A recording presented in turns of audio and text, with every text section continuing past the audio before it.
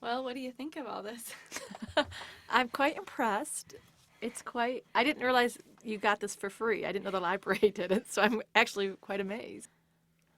And what's your name? I'm called Mom to you, which is so funny sometimes thinking I'm a mom. But anyways, my name's Cathy Doherty. So when I was a new nurse back in the early 90s, or late 80s actually, pain was, as a pediatric nurse, we gave all our pain medications. We gave Demerol IM, which there's so many side effects from Demerol, and giving IMs to children just was always really barbaric to me. And so I wanted to learn more about pain control and how we can help our kiddos, patients, tolerate things a little bit more in a more humane way, and also educating nurses about pain control. So I was introduced to a clinical nurse specialist named Sandy Merkel, and she kind of took me under her wing and taught me all about how pain in a various, like the opioids, relaxation, distraction, just a lot of anything that to do around pain and comforting children. So the more I learned, oh golly, probably back in 90, maybe like when you were born, 95, I got to go to this really great conference as a pediatric nurse. It was called Dr. Kolkaba's Comfort Theory. And so I really learned about comforting patients versus always looking at it is painful experiences, but looking at comfort. How do you comfort them? In the four domains of pain, or comfort, excuse me. And then from there, I started teaching people about that in nursing at my unit at a local level.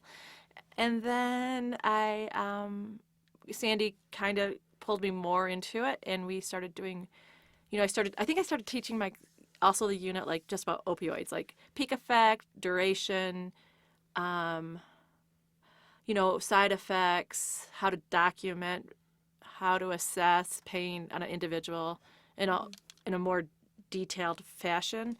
And then, so I really started getting really immersed in painful things. Anyways, from Dr. Kokaba's Comfort Theory, then I started doing presentations on it. And then we kind of went into we started talking about how, it was kind of really this general conversation about pain and when we poke a patient and how much stress that causes our children. And what I noticed too as nurses, we didn't really have a great tools to de-escalate pain. We, I'm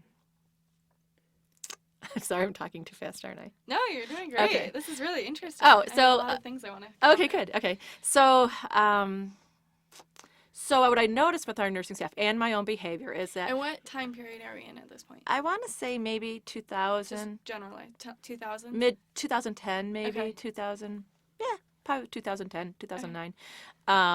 What I started watching, like whenever the vascular IV team came on or the phlebotomist came on the unit, and they'd go into the patient rooms. We didn't have a lot of skill, so we kind of just stepped out and let them hold our kiddos down, and that was really horrible to watch. And we didn't really have great communication with those people either.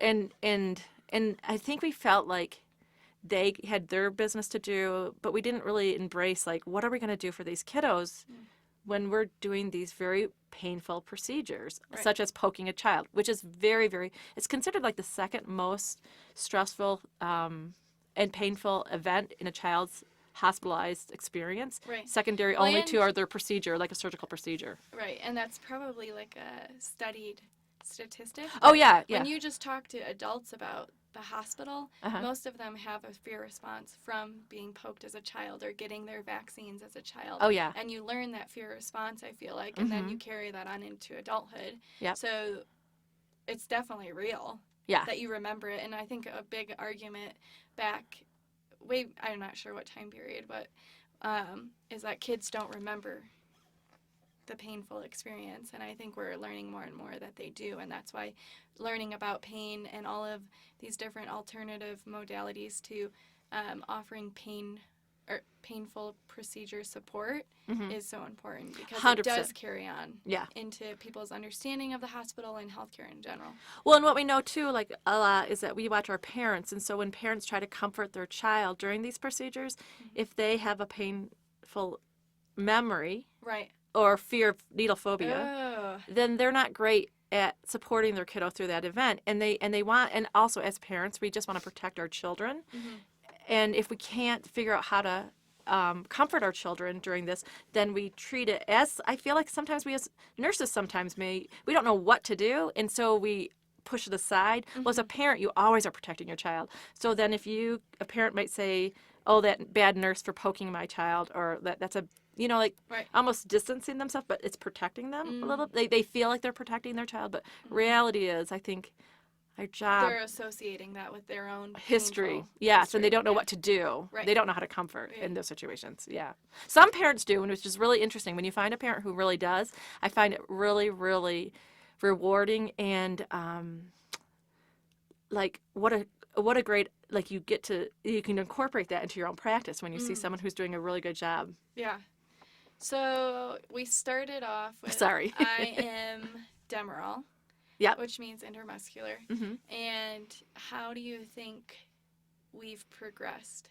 Do you think we have seen progression in our ability to control pain and do Well, things? so now in 2019, Yep. 2020, we are in the opioid crisis. Right. Our country's Oh, seeing. that's super interesting. Yeah, actually. so I went But through. I would say, as a bedside pediatric nurse, that we are so far removed from I am Demerol. I can't even 100%. imagine. No, we don't do that at all anymore. I mean, I don't know who so we've does. seen great evolution there. Yes. But yet we're in an opioid epidemic. Right.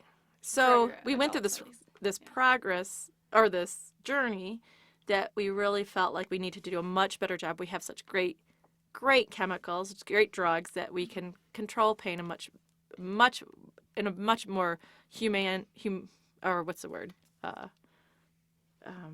Human? Yeah, but much more thoughtful way versus suffering, letting them suffer. Mm. So Demerol wasn't a great drug, and also you're inflicting pain to give the drug, which does have some good, it did have some good side effects, and it did alleviate, but you're poking a child, which is very hard. And an adult hates, I mean, I don't think anybody would want to get shot. So anyways, yeah, so then we went to IV, and we learned about morphine and how wonderful that drug is, and then more drugs came from there. But what we learned is people, what do you want to say? Quick question. Yeah. I just am curious if the opioid epidemic started to increase once we made it an oral form versus IM made it enable for the patients to get a hold of it. Where when it was oral, we started sending it home with Well, the patients. I don't think we had I am morphine.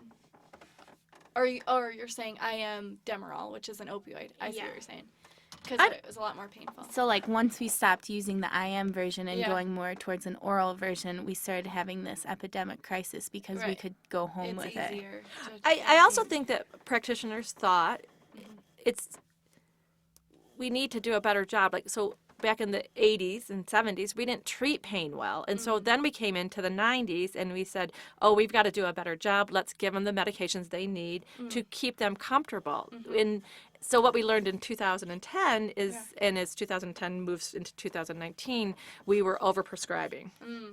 Interesting. And people started really like, so now we're kind of We're- recuperating from yeah, that. so we response. overdid it possibly. Well, I assume so, yes. And then now we have to pull back and figure out, like, so where is the happy medium? Because every procedure that you have, as in anything that you do that could cause being uncomfortable, like physical activity, that when your muscles aren't in shape, like, so procedural pain can be painful, and we shouldn't assume that we're going to take all pain away. What we have to learn to figure out is what is manageable pain, and how do you tolerate, and how do you learn to tolerate and work with that manageable pain versus eliminating it all. Because eliminating it all has maybe some bad side effects from that. And that's probably what we're researching right now. So, yeah, And I and- think that's what a lot of the conversation is right now. Right, and I think that's what, as nurses, practitioners, we have to think about learning how to speak to our patients as, being really honest, saying we can't take away all pain, but we can help you manage that. And so when you say your pain, like, the scale 0 to 10,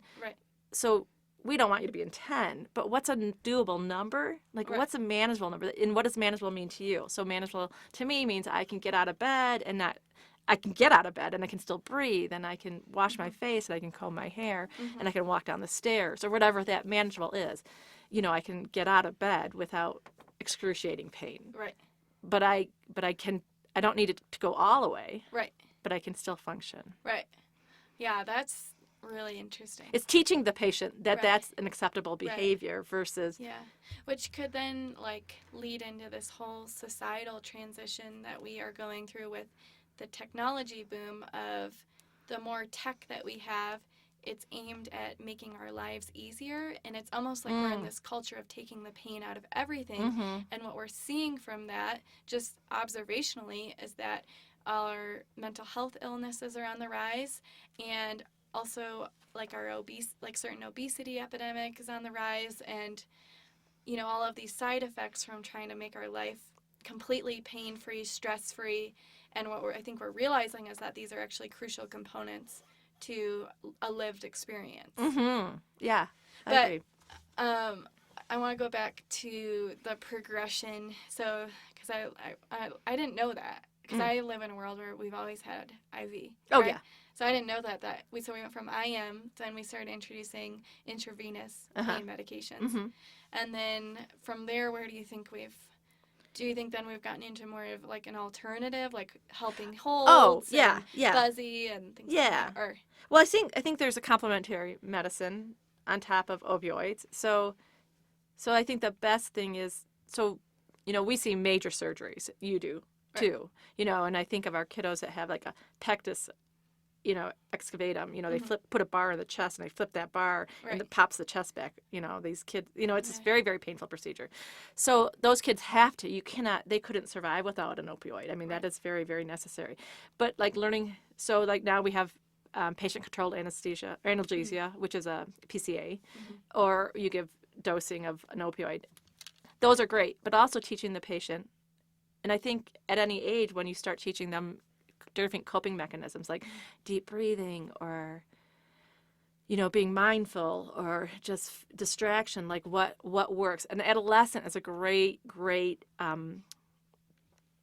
population that you can really work with them and help them determine what does work for them. Like, do they like to listen to music? I think our adolescent population might be under appreciated or under assessed sometimes because they're very stoic sometimes. Right, and they don't tell you, and they don't tell you. And so learning that, like you actually helped me with adolescence, because I remember that one time when you went in for you had to get a blood draw.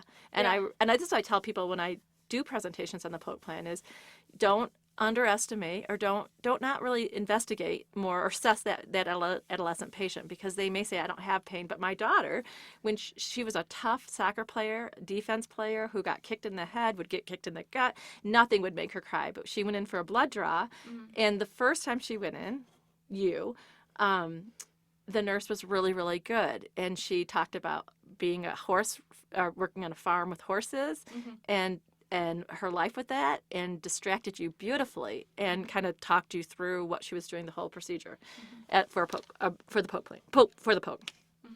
And then the next time you went back in, I had no fears about you going in, didn't even prep you or say anything to you. Yeah. And you went in. Do you remember this? And the lady didn't say one word. And she was kind of rough, and she just put the tourniquet on you, drew the blood, didn't say one word, and you came out and you were teary-eyed and you were very upset, and you said, that was horrible. That was just awful. Right. And you were overwhelmed by it. And I was looking at you thinking, wow, this girl who gets kicked in the gut and kicked in the head and just wasn't prepared, because she could manage. I know you could manage that POC. That's not what the issue is. It's the unknown and the scariness of what's happening and not really understanding what's happening. Yeah. So learning that with your adolescent is a very important thing, because we as, you do the same routine over and over and over, and you forget that someone who's never gone through that doesn't understand it. It's not that they're so afraid. It's just the unknown, the anxiety of it all. Yeah. So appreciating anxiety with pain is really, really important, I think. Yeah. What do you feel is like the best way to control pain in a toddler? Well, honestly, it depends truly on what you're doing. But I've seen toddlers, so this is always so interesting. If you put a toddler in your lap and wrap around their body, like for an IV poke or lab draw, I've seen them not even cry, when they get their poke. Yep. And I've seen toddlers, when we hold them down in the bed, and they're screaming bloody murder, and then and you do the poke, and it's just a very traumatic event. Mm-hmm. So with toddlers, I think like incorporating the parent into it because they feel most safe with the parent, and teaching the parent what they can do and why it's so important that they're involved with it. Because there's twofold in that sense too. I think the parent learns that they have a really key, they can do something to help. Remember I told you before, like parents don't know what to do, and so they get scared, and so they go back to they regress a little bit into what their experience was. Okay. And if you can teach them that they're so important in this, and that what we're doing is really, really important, and their behavior and like their deep breathing or whatever they're doing, or blowing bubbles with the kiddo or singing with the kiddo is really critical. So anyways, so that's a great thing for toddlers. I think that, or having another nurse or another care provider in there with you so that they can maybe hold that little love and sing to them, or play Itsy Bitsy Spider, or, get an iPad out or something like that. Yeah. I like that because I think I've seen really bad and then really good experiences with pain control in all ages, but I think toddlers can be really difficult though. So, but then I was wondering what your experience was with autistic kids in pain, because I'm not sure that my experience is that we've figured out a good way to help them yet, but I don't know if you've had a different experience with that. Well, and I don't know great, but I do know I'm learning more about the autistic population because I think that's a necessary area that we really need to investigate and really increase and improve our assessment skills 100%. and interventions for them. I think learning how they learn, so appreciating and incorporating the parent in, like, so how do they learn in school? How do they learn something?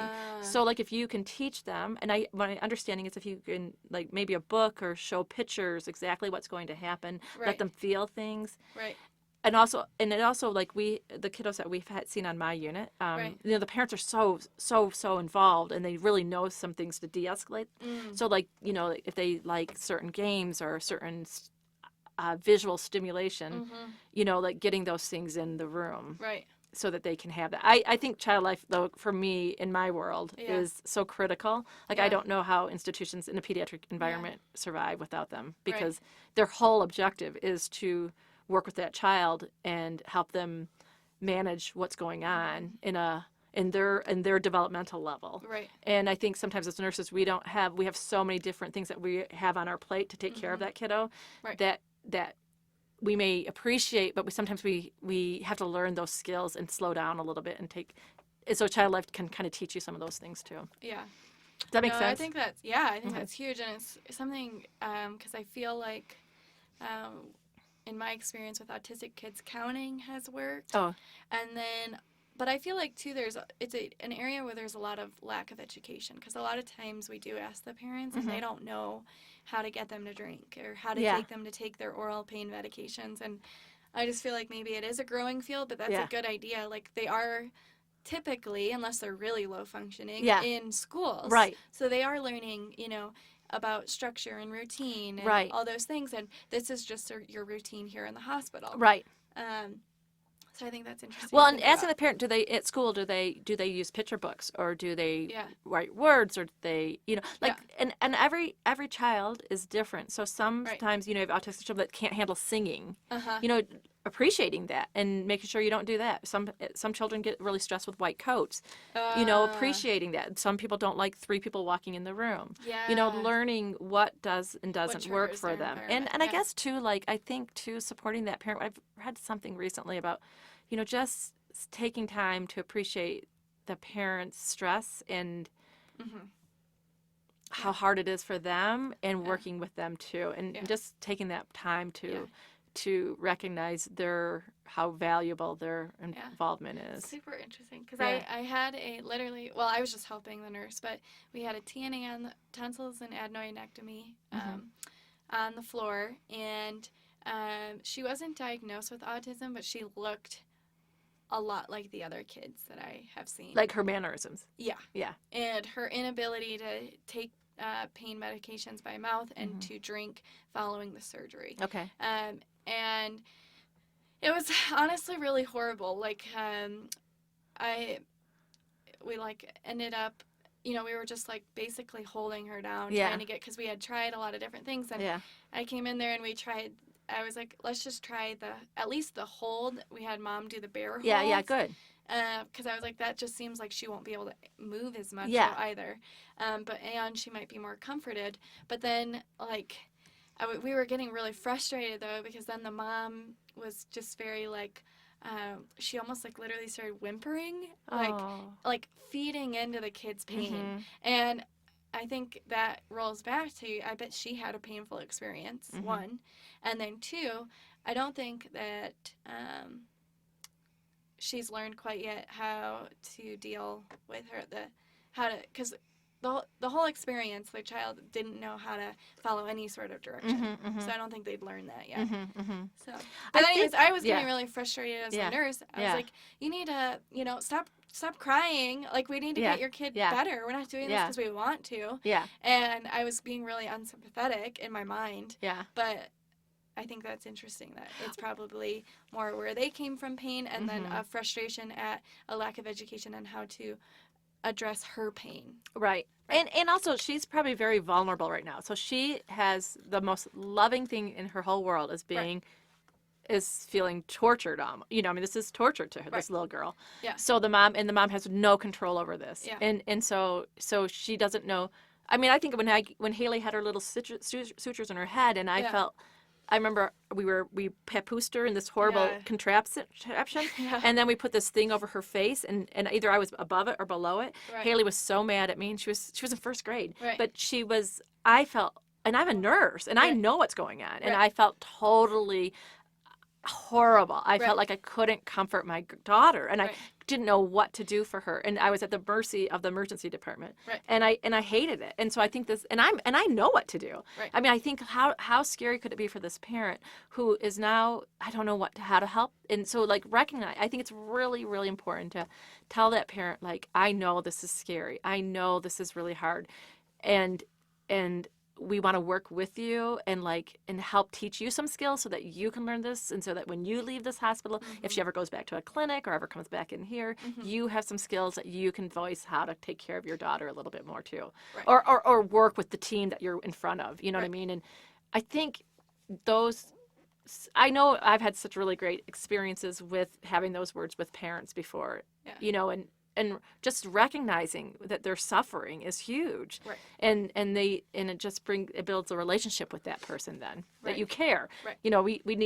We need to show that we care more. Right. And I understand totally as a nurse sometimes when you're frustrated and you've got to get it done. Right. And sometimes last resort, and telling the parent too, sometimes last resort is we've got to get this in because we have this is a necessary therapy for the well-being of your kiddo. Right. So end result, we have to do what we have to do. Right. Our goal will be is this way, but the end result, we might have to hold them down, and we'll have to squirt that medication in. Right. And so we want to do whatever we can to prevent that, but the last step would be is that. Yeah. And so let's work at all this stuff first, and then at least the parent knows that you're trying. You know what I mean? And they'll do more. They'll help more, I think. Yeah. It's hard. I can't even imagine. I can't even imagine. Yeah. Yeah, no, that's all really good, though. I mean, I feel like literally in my last shift, I had both of those too. We had another kiddo who was so smart. He'd been in the hospital for 10 days, and he stopped taking he'd figured out how to regurgitate up his his antibiotic. And finally we got to this last resort of we were like, and luckily the dad didn't lose it with me, but we ended up just having the dad take the medicine, and then I stepped out of the room because I think because he had been in the hospital for so long, just hospital staff were triggering him. Yeah. But I wish that I would have said something like, we are, I feel like he felt like we didn't have any other ideas for him. And I understood that from his perspective, but also, like, if I would have reinforced what you just said about, this is a therapy that your kiddo needs to get better, and this is the last resort. Let's try it out. We can always do more doses. I feel like we would have been perceived better, and the experience would have gone better. Yeah. I think, yeah. And I also think, so we are nurses, and so we know the medical field. And so Right. think of a person who comes in and doesn't know Doesn't. anything. Right. They don't even understand. Yeah. They're just overwhelmed just walking into the hospital. Right. You know? Yeah, it's like a whole part that I don't feel like you think about. I mean, I know No. everyone talks about like pain as like the last vital sign. Yeah, yeah. But I just thinking, hearing you talk about it, I didn't realize how intricate it is into like, or what's it called? Not intricated. Put Intertwined. intertwined. Thank yeah, you. into everything. Yeah, though. yeah. So like not even, and it could be mental pain. So Uh-huh. like when we assess kiddos, it's scary to them. Oh, yeah. And that might not be a physical pain, but that's a mental pain. Yeah. And so you are constantly have to be thinking about how you're going to alter that perception for Yeah. them. So that's Kokaba again. So the 4 domains are the Okay. physical, the environment, the psychosocial, and the spiritual. Okay. So those all are areas that can have painful experiences. Okay. So if one is out of alignment, then, looking at that whole thing. So when you walk into a room for a social, so think of it. So there's physical pain, they have an incision, or we're doing an IV. The social, is the parent in there or not? Or is there tension with the parent? If it's an adolescent and they're not getting along with the parent. So look at that. Okay. So the environment is the room. What helps that kiddo? Is it really cold in the room? Would a warm blanket help? Would the lights on or off help? Like what is in spiritual? We're all in a different spiritual, but like a little child may not be as much. But a parent spirituality might be very, very important for them to help comfort them. And so looking at those 4 areas sometimes, or I believe, is really, really important. It's not just physical pain. It's what else is going on in their life. Right. And the parent life, because we look at the patient and the parent as one. So the parent, if they're really stressed about how they're going to pay this hospital bill and how are they going to get fired from their job because they have to be with their child in the hospital. It's just very, very, a lot is going on in their lives, much more than just what we just are doing physically to them in the hospital. Do you feel like there is a certain domain of controlling pain that outweighs the others? Oh. If you can control that aspect of the painful experience? Yeah, Or do you think they're all pretty equal? Well, so I think physical pain probably would be the most impactful, because if it's, if you're rating your pain a 10 out of the physicality, I mean, like you're really suffering right now because of I don't know though, I have to say though, like I've seen kids be so afraid when their parents leave, and when the parents or someone's in the room with them and the nurses or volunteers in the room and they're saying their pain's 2, everything's great, but the second they walk out the room, they're scared. Okay. Now their pain's a 10, they just want somebody in that room. Right.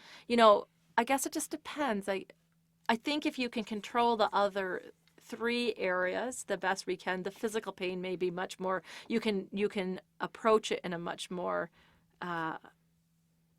you may not need as much opioids for possible. I don't know. I mean, it depends on how fresh you are and how involved the surgical procedure was. But I do know, like, so again, like a needle poke isn't, if I can comfort that kiddo and do a bear hug in a mom's lap or in a dad's lap, and the mom or dad is like doing some like soothing gestures or singing to them or comforting them, you can do a poke, and an infant may not even respond to that. If you can get a baby nursing on a mom and do an IM, they may not even react. Right.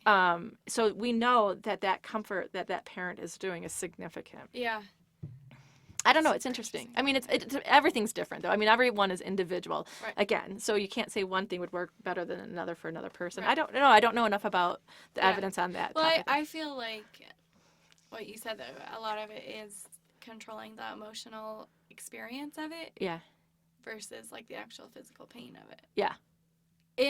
On the floor that I work on. Yeah. On a medical surgical floor. Yeah. Now, if you're in an intensive care unit, it might just be physical pain that you're treating because Right. the patient's Right. unconscious. But- Yeah. I don't know. I Yeah. do think, though. Oh, go ahead. I'm sorry. No, I was like, I do think, though. So like we've talked about this in the past. Like building a relationship with the patient and building Yes. that trust. Yeah. So think about it. If you don't have, you walk into a doctor's office, or you as a child, you went Yeah. in and had a needle poke. Right. If you don't trust that person and you don't really know them and they're not even doing any activity that makes you care about, or that you think they care about you, Yeah. how much more stress that is. Yeah. Like, and so right away we know this as nurses, you have to build a relationship with. Yeah. And the second you walk in that door, it's not about, you might be assessing that room and you're assessing that kiddo, how they're breathing, and you're doing all these other things Right. mentally, but Right. what you're doing verbally and Right. engaging in eye-to-eye contact, or Right. talking about just Right. lightness, or caring words to the parent and the child,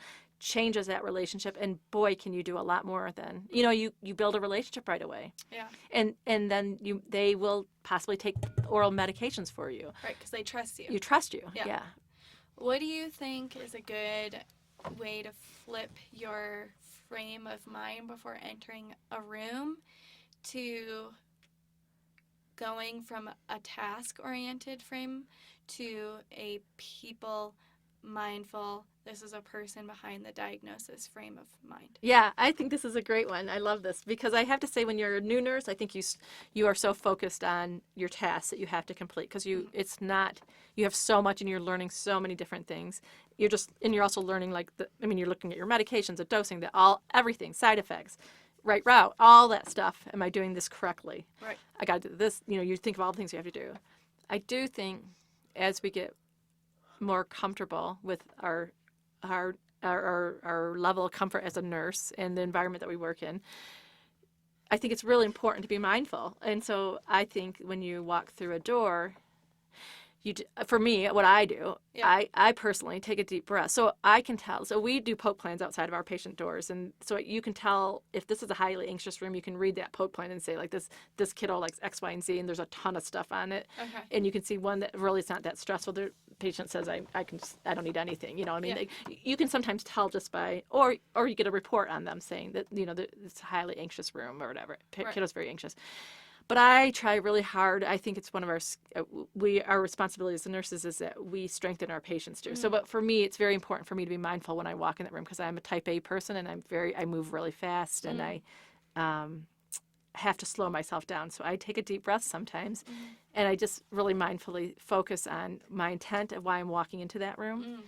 I try really hard to do that because I think I really, really believe in what I do. I believe we as human beings can comfort, and I love being a nurse, and so I think it's a gift. And I think when I walk through that door, I have an opportunity to show care and love to another individual, another human being. So. And that's your, what'd you say, like, that's the intent that you repeat to yourself Yeah. when you walk into a room? Yep, it's to show love. Right. Yeah, I know it sounds corny, but it is who I True. am. Yeah. So do you feel like bedside nurses have Oh. a leadership role then in healthcare? Oh, 100%. You know this. You're just saying this. Okay, go ahead. So I think you actually told me how about a woman named Brene Brown. Yeah. And tell me how. So Brene Brown is a woman who teaches about, what is she? She's a social worker. Social worker. And her big thing is about shame and vulnerability and how those interplay into our ability to connect with people and to lead through connection with people by understanding those feelings better. How do you feel like her messages on vulnerability and shame affect your leadership role at the bedside? Your ability to be a better leader, I guess. Well, so I think it's really, I think with experience, you start really learning, like, you're not going to know everything, and that's okay, and questioning things and just how you present. Like, I think, learning to be really much more confident in, nurses go through, to become a nurse, you have to go through quite a bit of it's a hard education, and you have to learn, take your boards, and so we know as someone who hires new nurses, we know when you pass your boards, you're an intelligent young person, or not maybe young anymore, but you're intelligent. You know that. Learning how to be the leader. So learning the words. Well, or even if you think, like, do you think we are leaders at the bedside? Yeah, I do. I Okay. really do. I think, and so learning how to be confident enough to go into a situation, and it's really a skill that you have to learn, and it's not like something, I mean, not everybody knows until they do it for a while, but you are a leader, and you have to be able to, Talk into the microphone. okay, you have to learn how to, It's answer me fine. the question. So Just learning trying how to figure to, good? Yep. Okay. Be vulnerable with your own inability to know everything. You know, you're not going to know everything. And so learning that it's okay and accepting that, and then going into a situation where, but you do have skills, and you know.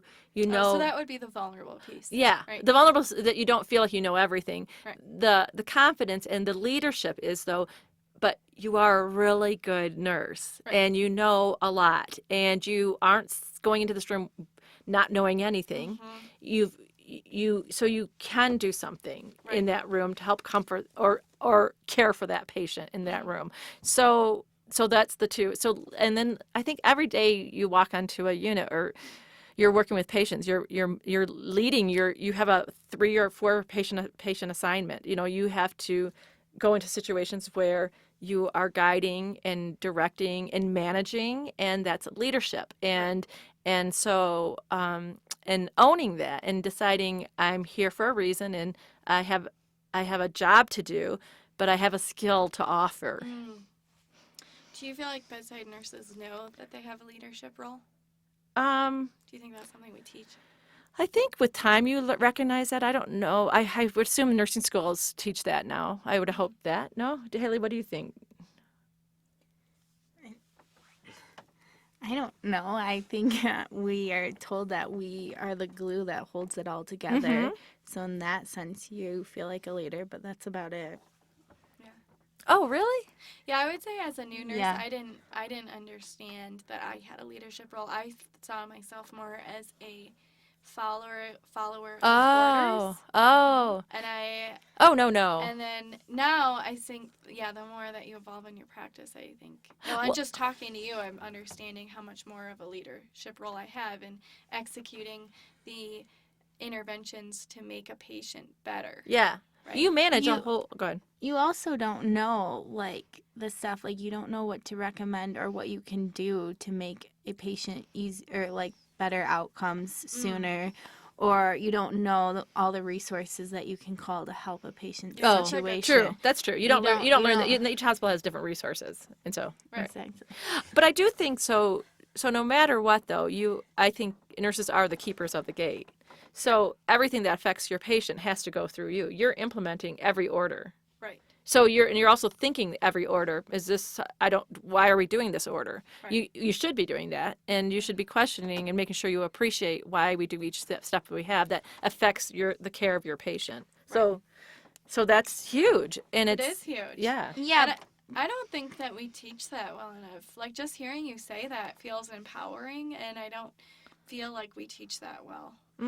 Also, you're so overwhelmed when you're Oh, a new totally. nurse. Yeah. Like, I'm just trying, when I go in a room, I don't take a deep breath. I just try to remember to ask for the pain assessment, because I can't forget all the stuff I have to remember. Yeah. Or, like, I'm just trying to catch up on charting most of the Yes. time, when I don't even have time to look at, like, all the orders and really go into why are they all. Right. Well, and that's the vulnerable piece of Yeah. it. Yeah. Too, though, and I think that as someone who's going to just start precepting new nurses, that's a part to think about training them from the beginning, though. You know, I get, in the beginning, that's how your brain works. You learn the skill first, and then you are able to grow past that. But if you start making someone ask that question, as the gatekeeper of your kiddo, does this intervention help your kiddo? Asking that repeatedly, it's going to become ingrained, and it's going to be a skill. And yeah, I think that reinforces that leadership role that you have to see the human in the patient. Yeah. I think as a preceptor too, Han, I think this would be really, you're just recognizing. So you hear, your sister's like, she's just trying to make sure she keeps her patient safe Right. and does the things that need to be done so that her patient gets the proper care. Mm-hmm. I think if you recognize when you're precepting whatever that new orientee is doing that is more holistic, or people do actions, sometimes they don't, it's just who they are, they don't even recognize that maybe they're doing that. Right. So I remember, again, back to Sandy, I remember her saying, we had to do a presentation, I was very, very anxious. I'm always anxious when I speak publicly. And Sandy said, Cathy's actually doing some, what was it? Decreasing her anxiety right now by doing deep breathing. And I didn't even know I was doing it, but I was doing deep breaths and it was just slowing my heart down. And I wasn't even, I didn't know I was actually doing an intervention for myself. And but so if you recognize that in somebody else, like now I know whenever I start getting anxious, I take some deep breaths and slow myself down. Oh, and so just recognizing that in the other. Yeah, and so recognize, because we know when we teach our children, our patients, like, oh my goodness, like when you did a poke or whatever, wow, you did a great job, taking deep breaths and blowing bubbles, or you did a great job holding still, telling them the skill that they did that was really good is so critical, because they know next time I can do that. And so, like, if you had to come back the next day and do something, or a couple hours later for the oral medication, got to do more. Wow, you did such a great job holding your nose and swallowing really fast, or blowing out really fast. Whatever it is that they need to do to not taste the. Yeah. But no, I didn't. Oh yeah, and they do that. That's true. That's true. But no, but they still hear you. Yeah. And also I think. Teaching kids, that you're proud of an action that they did is really, really good for them. Mm-hmm. And then, so now you've moved into an actual position where you are you are literally called, like your new position is? I'm a clinical nurse supervisor. And you're literally in a department that's the leadership team. Yeah. You're a part of the leadership team. How do you feel like your understanding of leadership, if at all, has changed from your leadership role at the bedside versus now into an actual, where you are called a leader in a managerial sense? Yeah. So it's different than, not that, they say it's not anything like nursing, because you're trained to be a nurse. You go to school for everything in the domain of patient care. As a supervisor, that's not patient care. Now I'm in charge of taking care of my nursing staff and the staff and my techs and hosts on my unit. So my whole focus now is that, and so the leadership role. So ask me the question again.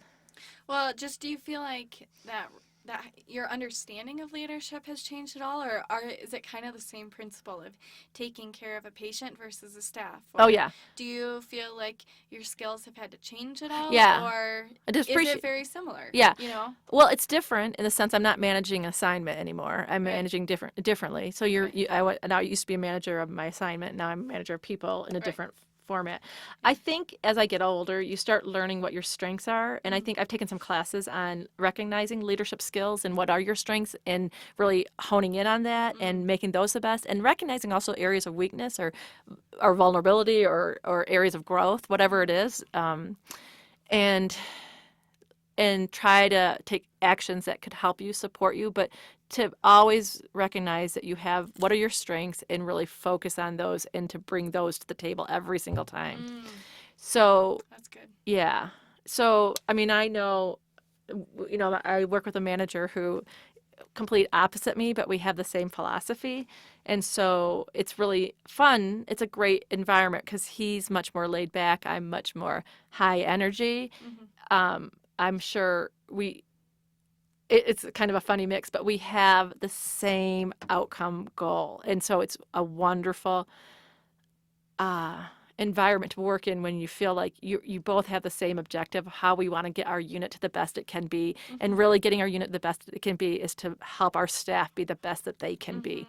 And we know our outcomes will be fantastic. We'll have better quality. We'll have better decreased CLABSIs, CAUTIs, that kind So of how stuff. do you feel like, what leadership skills do you utilize to bring that out, though, in your team, I guess? So my strengths would be, I have a very, very, I really believe in people. I really believe in what we do, and I'm very fortunate. I've always worked on this unit my whole 32 years, so so I know the nurses fairly well, and I've hired a few of them, and just watching and engaging in what they do every single day, I trust them greatly, and I believe that they care so much, and that I want them to recognize how important their role is.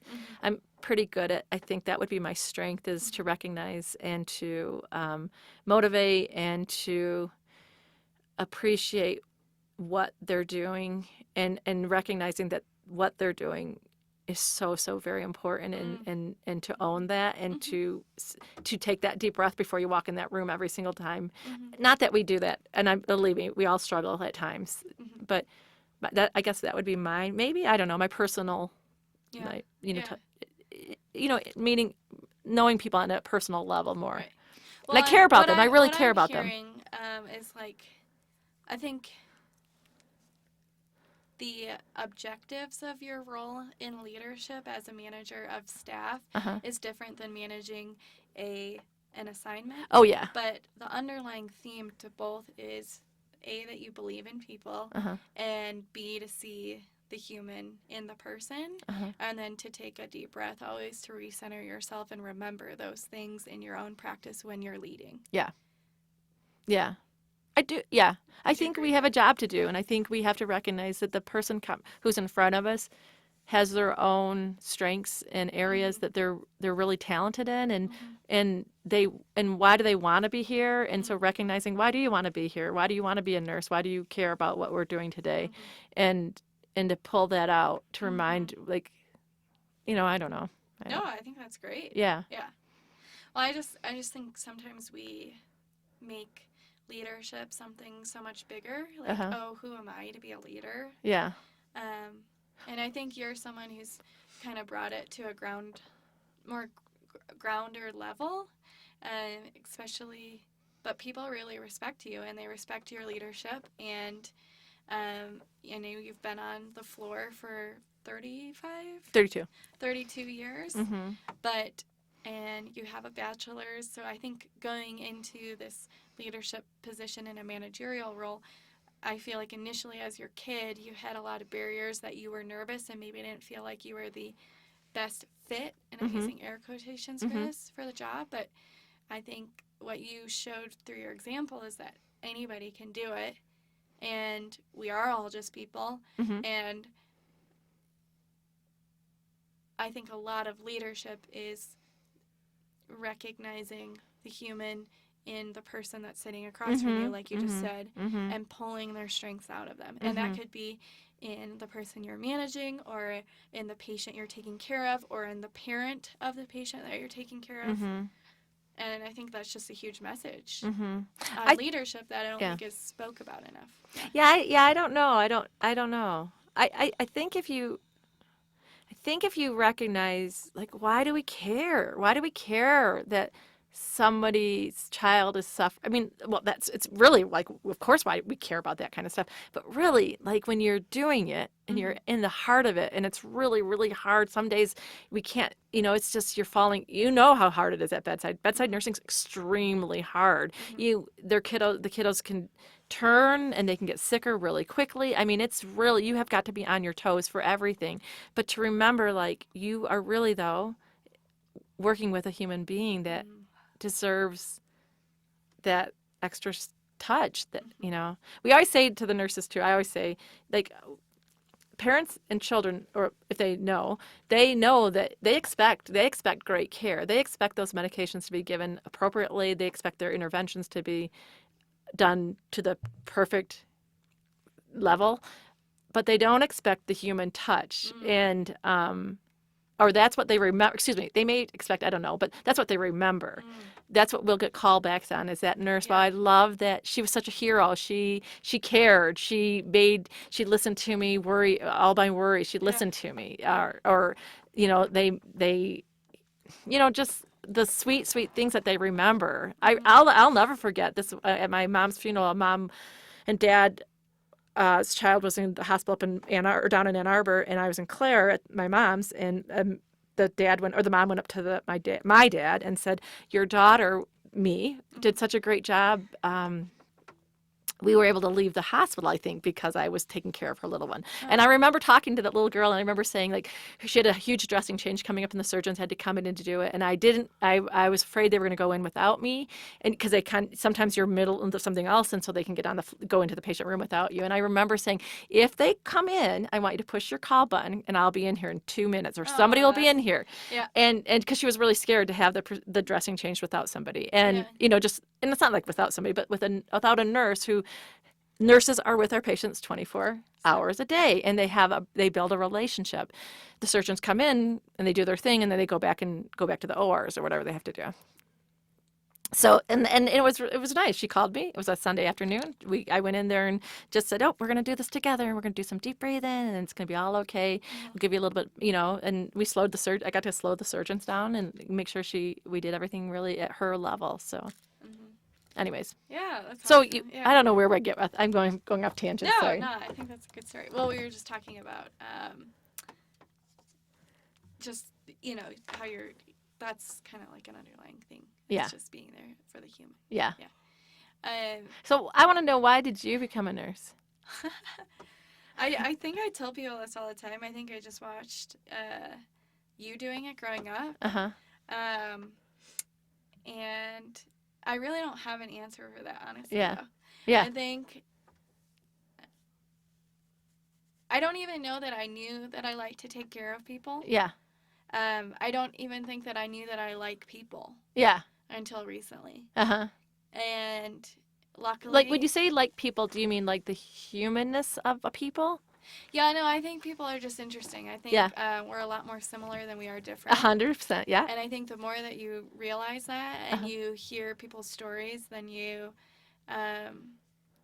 hear the common themes and struggles and triumphs, and that's the lived experience of being a human being. Yeah, yeah. And I really value that, and it makes me appreciate people. And I think now I love what we do because I get to be a part of so many lived experiences. Yeah. And I get to be a part of the most difficult ones in a lot of cases. Yep. And I get to be the active deliverer of the interventions that make that kid better. Yeah.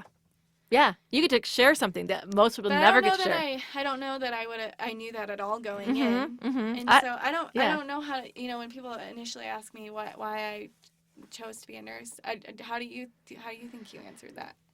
My answer's easy. Oh, I knew. I mean, I was 10 when I knew. My sister Tony was a nurse, and so I remember just always wanting that. Yeah. But I didn't know what nursing really was until I didn't really know what nursing was during nursing school until I got to the bedside. Right. And then I realized the importance of somebody like a nurse at that bedside is. And there's always that joke, I don't know what it is, when people say, "Why didn't you become a doctor?" Well, I don't even know if I would want to be a doctor, because you would miss out on the human aspect of caring for somebody at their most precious time in their life.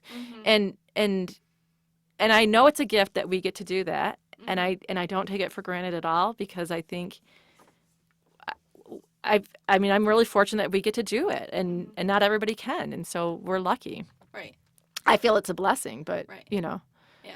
And I think in my own practice it keeps gaining meaning from, once again, like different examples, like having these conversations with you. Yeah. And I have a really good support system back at work, and they constantly pose different questions to me about my practice, so it keeps gaining a deeper breadth of meaning to me. And having talked about that now, I feel like that maybe is an underlying thing of actually what makes me want to go into something is just other people, right? So I think what got me into nursing was you. And I might not have articulated that, but that really was what it was. And then what keeps adding meaning to it is you and other experienced nurses.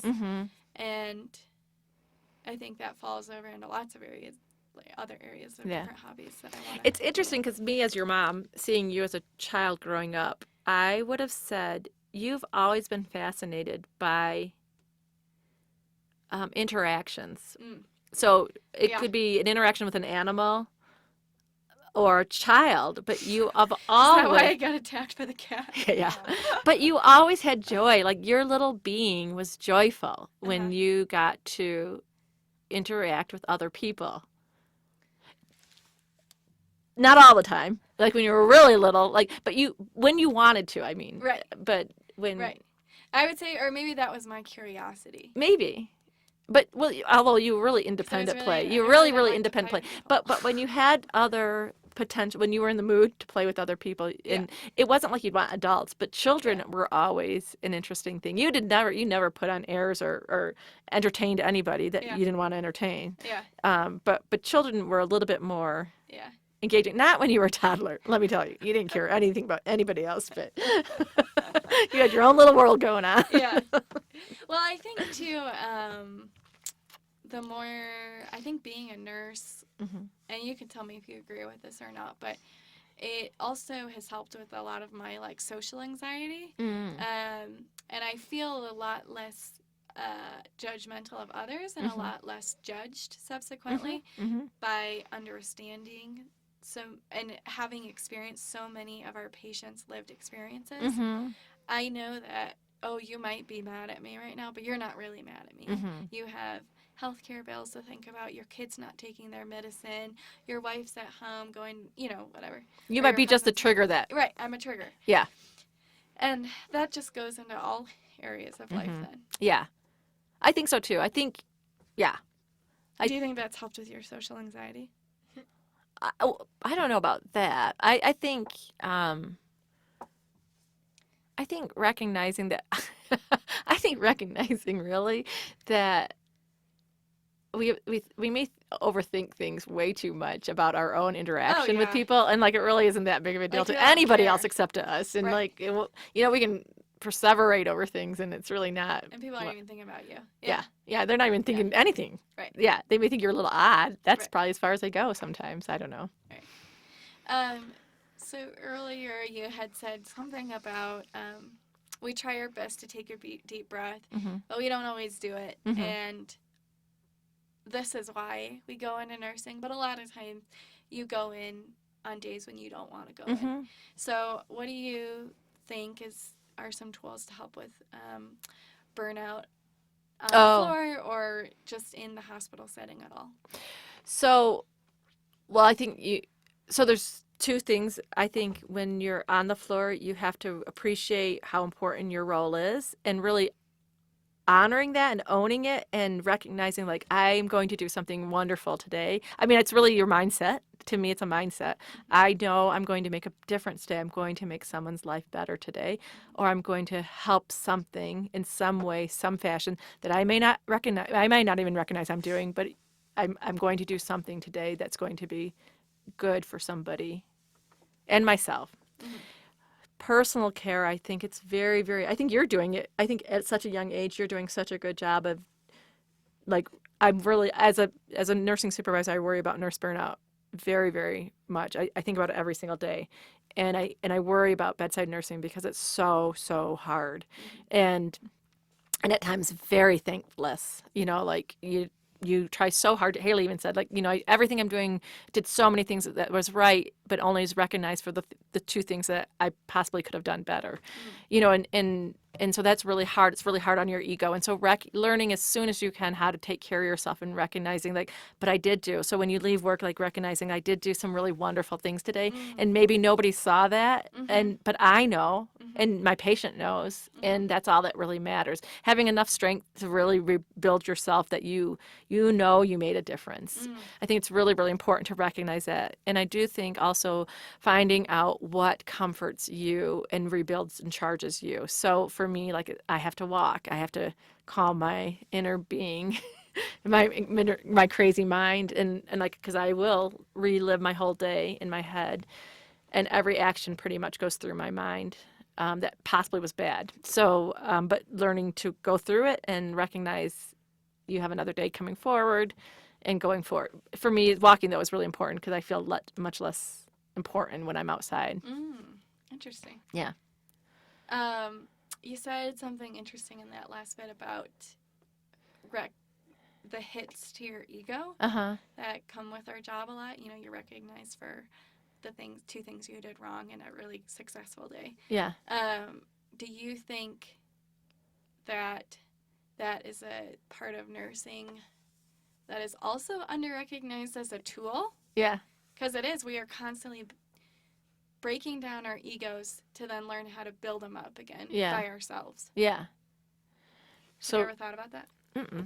I mean, how nursing does that. 100%. Yeah. Job? Yeah. I mean, it's constantly breaking you down. And I think it's really important to be around people. Like, I like that you said you had peers or people that have experience that you talk to and think about things. But I think hopefully you have people around you too that recognize what is your strength and what you did well, you know, or just, you know what I mean? Because it's important. I mean, I know you can do it all by yourself. You can't always build yourself up. Yeah, you need someone else to just kind of recognize that you did. That it's equivalent to your level, though. It doesn't help you to have it. Like, if we were talking to Uncle Jim, I don't know if he would appreciate to the same degree Aunt Tony would appreciate my level of being a nurse is. You know what I mean? Right. And what Tony gets it, you know, like you get it. Haley gets it. You know, you can totally talk to another nurse and they will understand exactly where you're at. Right. Yeah. Jim might get it, but he's kind of a poop. So. Well, thank you. All right, is our hour up? Yeah, we could keep going though. Haley, why do you want to be a nurse? Why'd you want to be a nurse?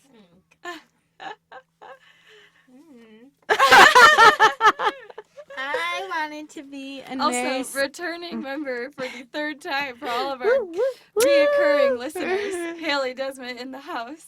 Yeah.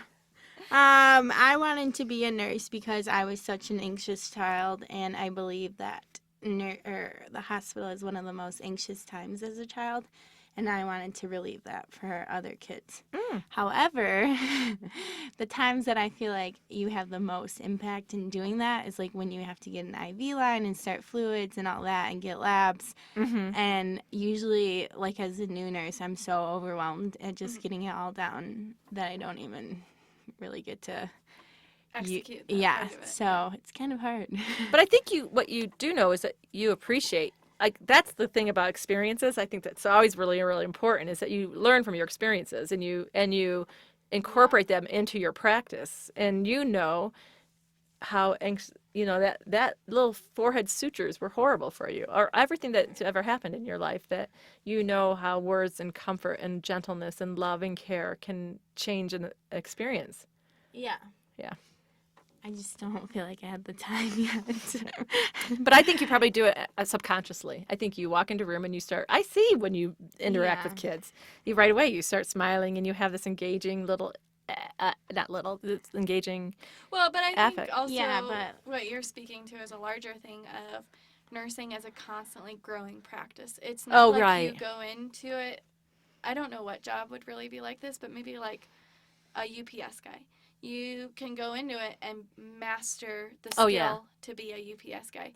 Nursing, you're never going to master nursing. It is always evolving and growing, and there's new things to learn, and there's new ways to interact with patients. Yeah.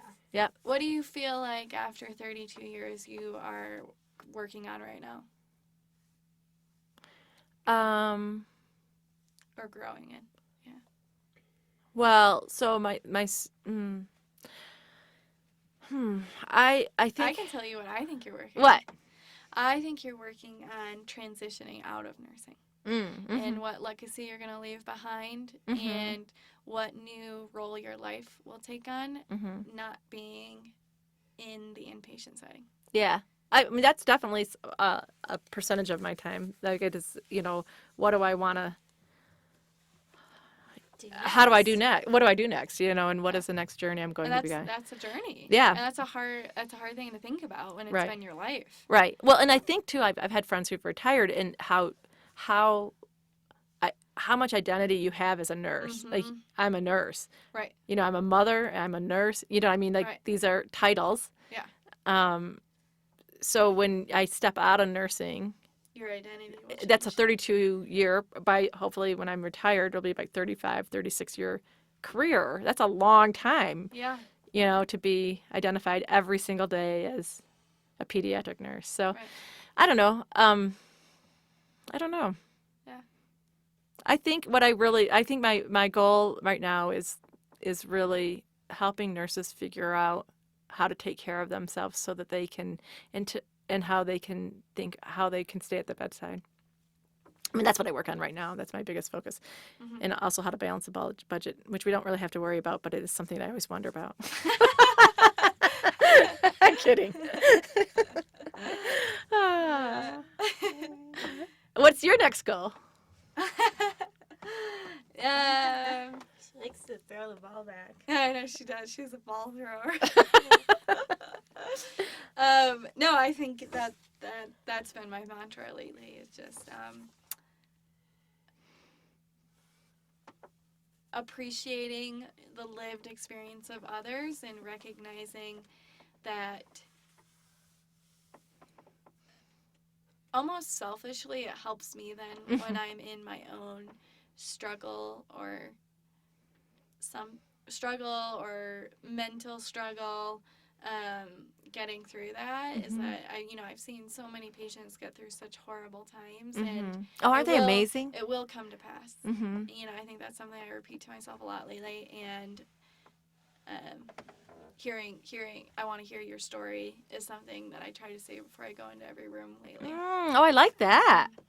I want to hear your story. I like that a lot. Yeah, because I think it's almost selfish, because I think I learn a lot. Yeah. I learn so much every single day, and I'm to a Isn't that point great? where the basic skills have stopped being something that I need to completely focus on, and It's so great. looking for a new way to constantly learn, I think, is just a part of my personality, and I learn through hearing about your vacation, or what do you do for a living, or where do you live, because everyone has such a unique story to them, even though you might not think it's unique.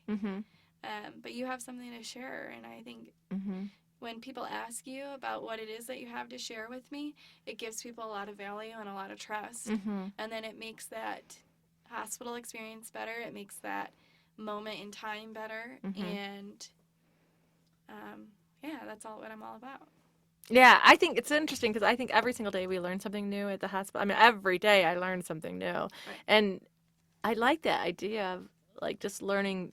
So the journey that this other person's on, and I get what you think it might be it's a selfish thing for yourself, but I do think it makes you a better person because you're incorporating or you're listening to what they're saying, which is very sometimes it takes time to just stop and listen to that person's story, Right. but also so you're building a trust, but then you're also like learning something about that individual that could help them to do something, or how to help them take their medication, or whatever it is. Right. Like you're listening to them and you're appreciating this other life that they're living, because their life isn't the hospital. No. Their life is outside of the hospital, but Right. and how do you incorporate what happened to them in the hospital that they may go home with? They may have a wound, they may have this chronic disease.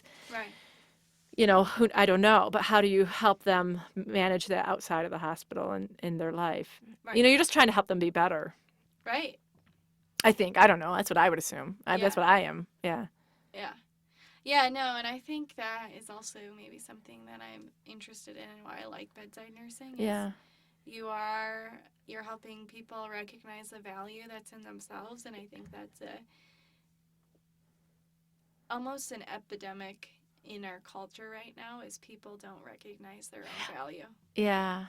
Yeah. That's sad. I know, me too.